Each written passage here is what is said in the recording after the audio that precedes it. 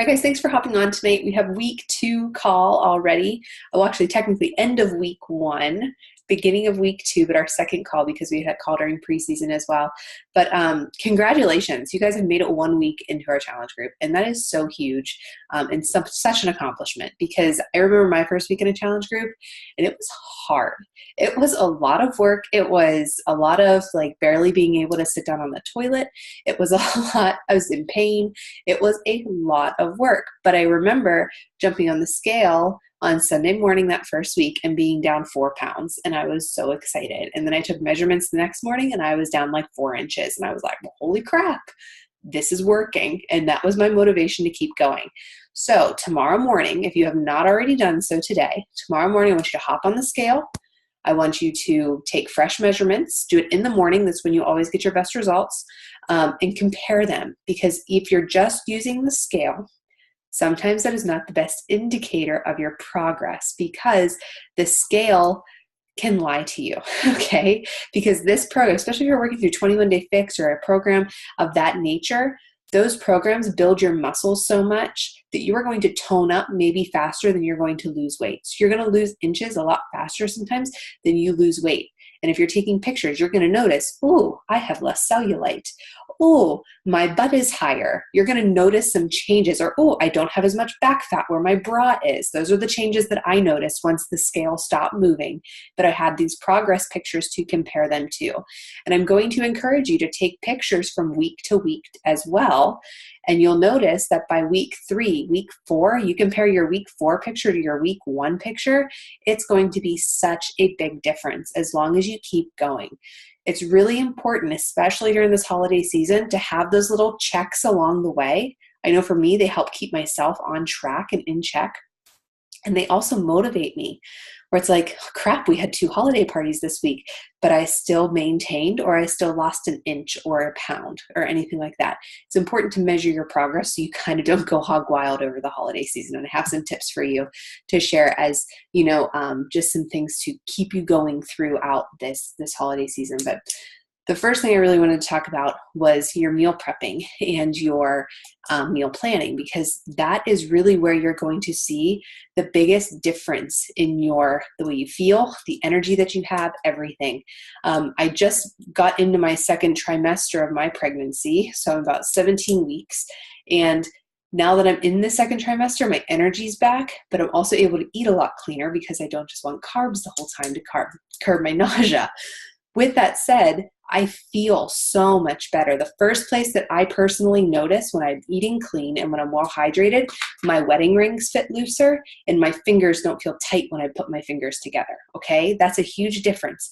So if you're feeling like, oh, my fingers feel weird, or oh, I feel tight, or I feel just bloated, drink your water and stick to your meal plan for 2 days and you will see such a huge difference on that 3rd day, okay? So make sure you're sticking to your meal plan. Make sure you're prepping. Really reflect on your last week. What went really well? Did you like the meals you prepared? Did you realize maybe container-wise you had to make some adjustments? Figure that stuff out so you can improve it in week 2. Or what we said last time, the week 1 is a total learning curve as far as your planning and your prep because you're totally learning still. It should start to become more familiar now as you get into what you like.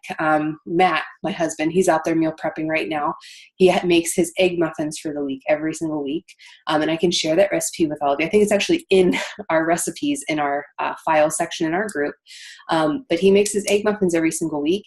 And then he doesn't have to think about them. Those last him through Saturday morning. And then on Sunday, he always has 2 sunny side up eggs with toast. Like that's easy, right? Easy, easy, easy. But he's out there prepping, and it took us a while to get into a rhythm with that. So give yourself grace. Find what works for you. He eats those every single morning for breakfast. Work smarter, not harder. Find something and get into a rhythm. If you're somebody who doesn't get tired of food, eat the same things. If you want to change it up, just change it up as you go, and you'll find great new things along the way. Great places to look: Pinterest, the Beachbody blog, the recipes that are filed. Contact your coach. We're living this lifestyle day in and day out, so we can definitely speak from experience and give you some great things to try as you go through. Do you guys have questions for me about your meal prep or anything, or do you want to share something that went really well for you this week at all, or something that didn't go well? Let's see. I already shared my faux pas. We bought the puny rotisserie chicken today and it only fed the kids. And then Matt and I were like, where's our protein for dinner? So we just had to kind of plan accordingly, or fix the lack thereof planning, I guess. But as you have questions, if you think of questions, just ask them and we'll definitely answer them. But think about what you can make better this week. Maybe it's changing up your vegetables. I know for Matt, I use Matt as an example because he's the one who's actually following a program right now. I am to an extent, but my goal is not weight loss right now, being pregnant. But he was sick of cottage cheese and yogurt for his snack. So I posted in one of the thread, the adult Lunchable, where he has rolled up turkey breast, carrots, cheese, and crackers. And then he likes to dip his carrots in peanut butter. Like that's his snack box. That's his lunch every day. And he likes that. He like lays it all out and like has his cheese and crackers and everything. He loves it. And recently he's been putting chicken sausage in place of the turkey. And he loves it. It's just a change of pace, something fun, something easy, something you can kind of snack on, but it doesn't necessarily have to be, a salad per se. All right. Next thing I wanted to kind of talk to you guys about are temptations, because they're everywhere this time of year. The break room at work, go to your kids' Christmas parties in their classrooms. There's sweets galore. My kids are already feeling the effects of sugar overload, and we haven't even had that much at our house. But the temptations are everywhere. So my biggest tip for you is to set limits for yourself and expectations going into a party. So I know whenever, like, I'm going to a potluck at Matt's work tomorrow, they're doing like a gift exchange. So Harrison and I are crashing the party and we're going to. So, Harrison just got out of his bed. We just put him in a big boy bed. Matt's reprimanding him. Sorry. It's been interesting. It's been an interesting weekend. Anyway, so I know, I see him. Sorry. Okay, so the biggest thing I can say is set limits and expectations. So I know going into Matt's work tomorrow that I'm going to eat lunch at home before I go. I'll snack on healthy options there, a veggie tray, fruit, whatever they have, but I'm not going to overboard. I have the control to eat at home. I give the same type of advice to you guys. If it's a potluck, take a healthy option, take a veggie tray, take veggies and hummus, take a fruit tray, take some type of healthy option that you have to choose from to eat with, in case there's nothing there. I also know whenever I go to a holiday party, there's going to be really delicious carbs there and really yummy stuff that I want to eat. So I plan accordingly. I save my yellow containers for a party that evening. Okay. I don't eat them throughout the day, and I'll save them for a glass of wine or, whatever I want to have that night at the party, and I don't feel as guilty. I will also make sure that I kind of prep myself beforehand and say, you will have one sweet thing at this event, and that's it. And that's what I do. Whether it's a cookie, whether it's a piece of cheesecake, I limit myself and say, you will have one. And I give yourself permission to do that. I think that's the bigger thing, is to give yourself permission to do that. If you can go there and not eat one sweet thing, all the more power to you. I can't do that. I always have to have at least one sweet thing there. And if I limit myself for one, then I know I'm one and done. And that's enough for me. And yeah, I think that was pretty much, and the other thing, eat healthy all day. Don't think that one meal is going to be like make or break you for the entire day. You eat healthy for one all day, and then you have your little bit of a splurge. And if you save your containers accordingly, if you go in and you think, okay, I need a red container, I need a yellow container, and I need a purple container. You can easily accommodate that if you know what you're supposed to eat when you go there, because now you know what to look for on the buffet table or what to look for as you're going to those holiday parties. Okay. Do you guys have questions for me about going out to holiday parties, or Joy or Lindsay, do you have anything to add?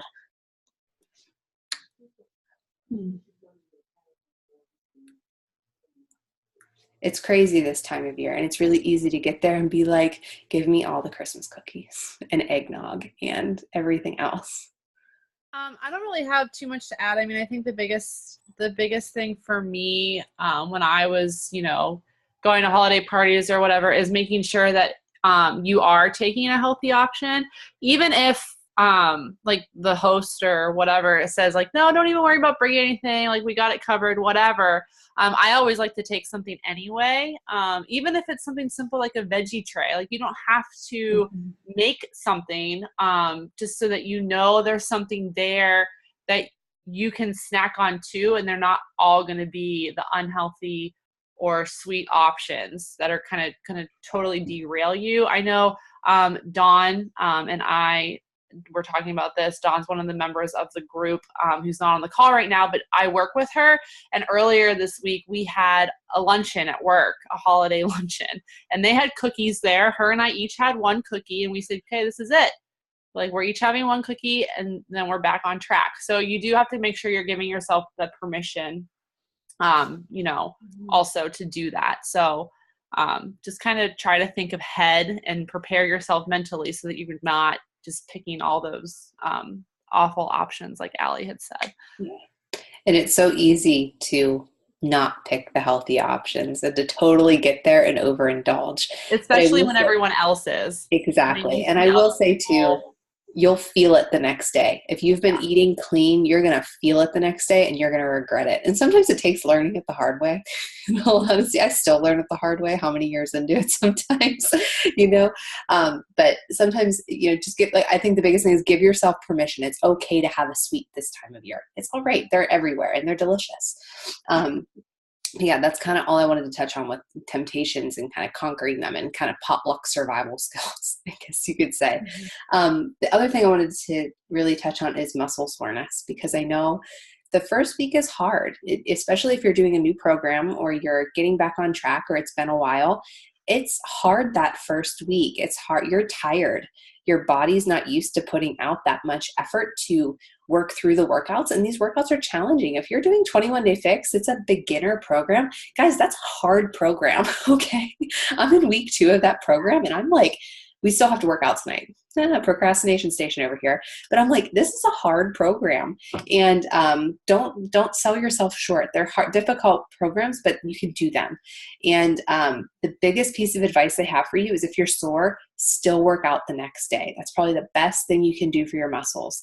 Modify where you need to. But if you have that lactic acid build up in your muscles, the best thing to do is to work the lactic acid out.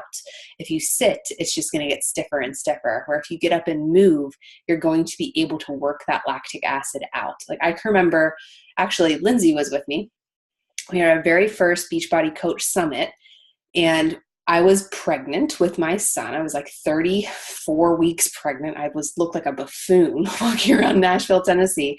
But we did an Autumn work. We did Lower Fix Extreme live with Autumn. And we were like, we're going to die for the rest of this conference because it was like the first thing we did. But none of us got that sore because we walked so much the following days and that whole day. I think we all hit our step goal on our Fitbit by like 11 a.m. Like that's how much we were walking. And I didn't get sore because you were constantly walking and moving. So that lactic acid never had time to settle.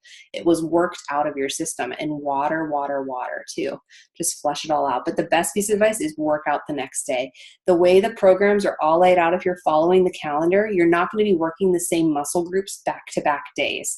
They're laid out in a way that your body is going to get the rest it needs and get the proper, I guess, refueling that it needs as well, if that makes sense. Okay. And the biggest thing too, stretch in the shower. That's my favorite place to stretch because your muscles are nice and warm. You should be nice and warm in there, and you can really get a great stretch when you're in the shower for sure. And if it's really, really bad, Tylenol is the way to go as well. But really and truly, once you get past week 2, you're going to notice a big difference this week in the way your workouts are, your stamina, your strength is going to be a lot more improved even in 1 week. And by the time you get to week 3 and 4, it's just that much better. Do you guys have any questions for me or concerns or anything that happened this week? We were like, that's weird. I want to get that answered. What happened there? Anything at all? Kind of putting you on the spot. Sorry. Hi, I'm Melissa. Hey, Melissa. I know Lindsay. I've had an injury recently, and I haven't really had the stamina to work out. Mm-hmm. And so I'm kind of getting back into my routine. So I don't know, maybe kind of what the best way to go about that is. What type of injury was it? I had a concussion. Okay. Injury. So I'm just kind of trying to get back into a routine, work out, my shakes, and the holiday eating is really hard because I'm a baker. So Absolutely. I'm Joy's laughing because she's a baker too. She loves to bake. Yeah, and so kind of any kind of tips to maybe kind of, I don't know, get that motivation back, start, I would start maybe, small. Yeah, I would start small. I mean, you can't, like, I remember I was just at a conference, and actually it was Autumn who was speaking, and she was saying how when she mentors clients personally, she's like, whenever I have a client come to me and I'm like, first thing I say is like, okay, walk me through a day of your eating. What's it look like? She's like, I'm not going to give the person who says, well, I get up and have a Diet Coke for breakfast, and then I hit the drive-thru on my way to work, and then I have coffee for lunch, and then I kind of snack from the vending machine all through work, and then I hit the drive-thru on the way home. She's like, that person can't start with the container system. She's like, that person, the first thing we do is we drink water. She's like, we start that basic. She's like, we drink water and we say, okay, instead of driving through the drive-through, let's have this instead from the drive-through. So she works with their lifestyle, what they're doing right now, and you can't change everything at once because you're going to get really overwhelmed and feel really defeated all at once, right? So I would say pick something to start with, whether it is drinking more water, whether it is making sure you get your shake in every single day and getting your water intake in every single day. Start small. And once you master that, then move on to the next thing. You're going to notice a huge difference if you replace a breakfast with your Shakeology and drink water all day. You're going to notice a huge difference. Or if you decide, okay, I'm going to try to get my workouts in 4 days this week. Okay. Give yourself grace. 4 days this week, and it's going to be country heat, or it's going to be a walk in my neighborhood. It's going to be something that is doable. Don't feel like you have to get in and do like core to force day 1 through 30. You know, you can do anything you want. Exercise is exercise, no matter what form it comes in. So I would say pick something to fix and tackle that first, and make sure it's something that's doable so you feel successful when you do it too. Does that help? That helps a lot. Yeah. Good. So I would say pick one thing to really focus on instead of trying to do everything all at once. Because that doesn't always work. Yeah. Yeah. So I hope that, yeah, you're welcome. Does anybody else have any questions?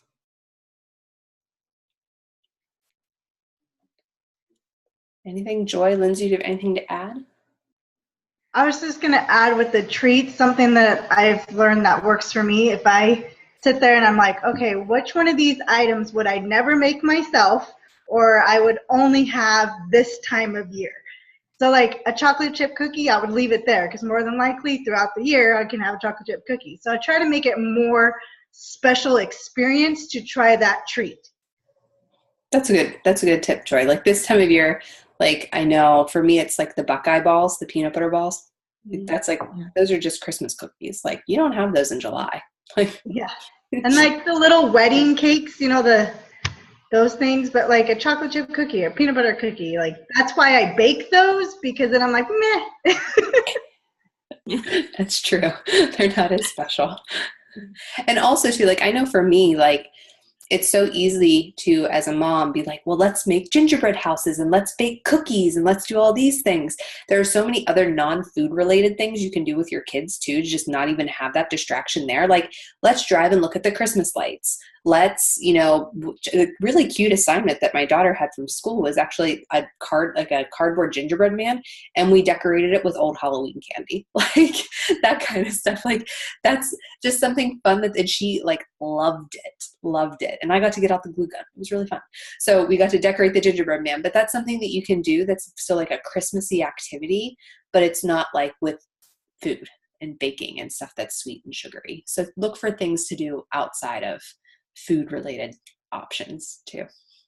You guys have any other questions or concerns or comments at all?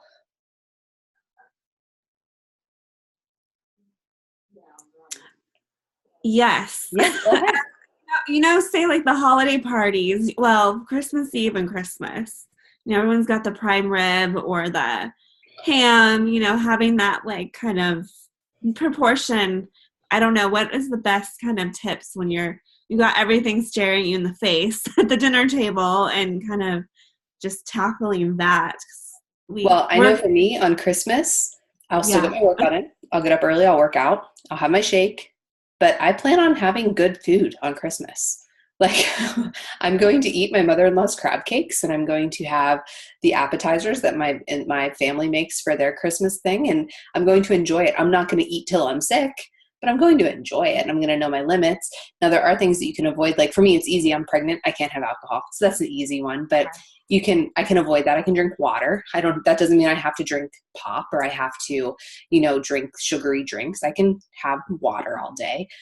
So I would say limit yourself as far as don't eat just to eat, just because it's there. Eat because you're hungry. And you can still make like good choices like prime rib and meat and things like those are still good choices.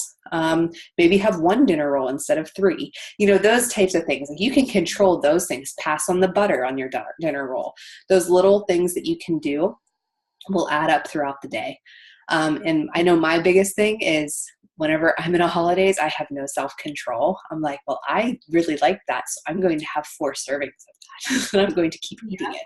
So that's the biggest thing is just exhibit your self-control and find something else to do in place of that, whether it's holding a bottle of water, whether it is going and playing with the kids on the floor, whether it is, playing with this is weird, but at my grandmother's house, there's always like these little like knick-knacky toys all around. Like I go play with those, something like that. Just engage in a different activity or go sit down at the table and don't sit next to the cookie tray, or, move the cookie tray off, away from you. Like don't put yourself in those situations to begin with, I think. And it's all mindset. Like if you go into the day thinking it's going to be a horrible nutrition day, it's going to. But if you go into the day thinking like, I'm going to definitely enjoy my day, but I'm not going to overdo it, you won't. I think that's really what it comes down to. Did that help? That helps, yeah. Good.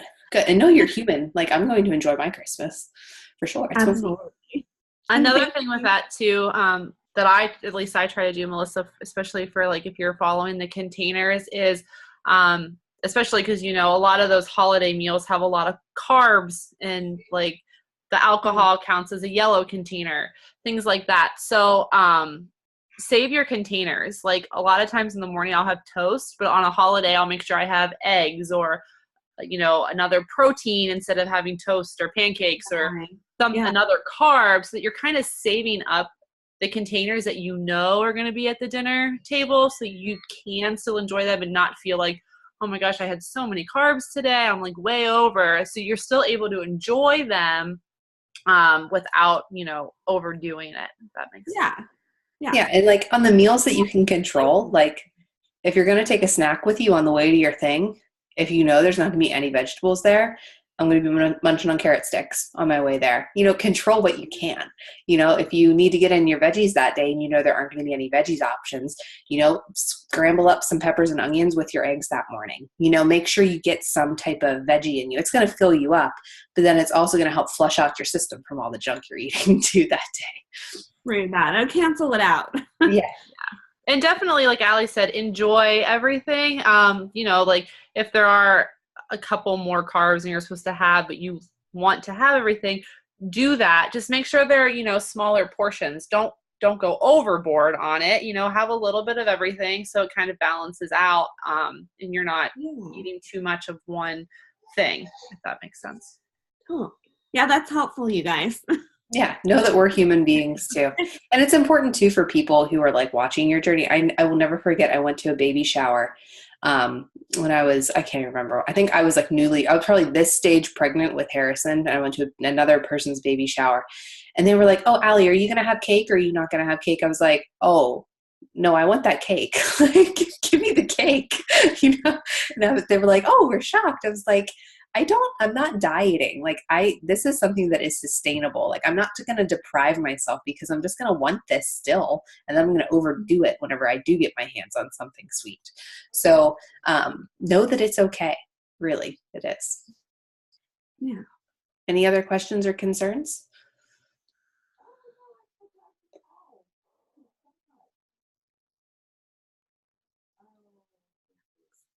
All right. Well, I won't keep you ladies. Thank you so much for hopping on the call. And this recording will be posted right in the thread. And if you have questions, never hesitate to ask them. Every single night we have that evening post with your rate the day, but then also an opportunity for you to ask any questions. So never hesitate to post them there, because if you have them, other people have them too. I guarantee it. Okay. So if you guys have any questions, you can also shoot over a message to any of us and we'll be more than willing to answer them. Okay. Have a great rest of your night and good luck tomorrow. If you haven't taken your measurements, take them first thing tomorrow. If you haven't taken starting measurements, do them tomorrow. Wait, all that stuff. Get that roadblock. I know for me, that's a huge baseline for me that I use through the holidays too. It really helps me stay on track. I'm a numbers person. Now, if you're crazy with numbers, don't do it, but I'm a numbers person. That really helps me. All right. So have a great rest of your night, guys, and I will talk to you later. Bye. Bye.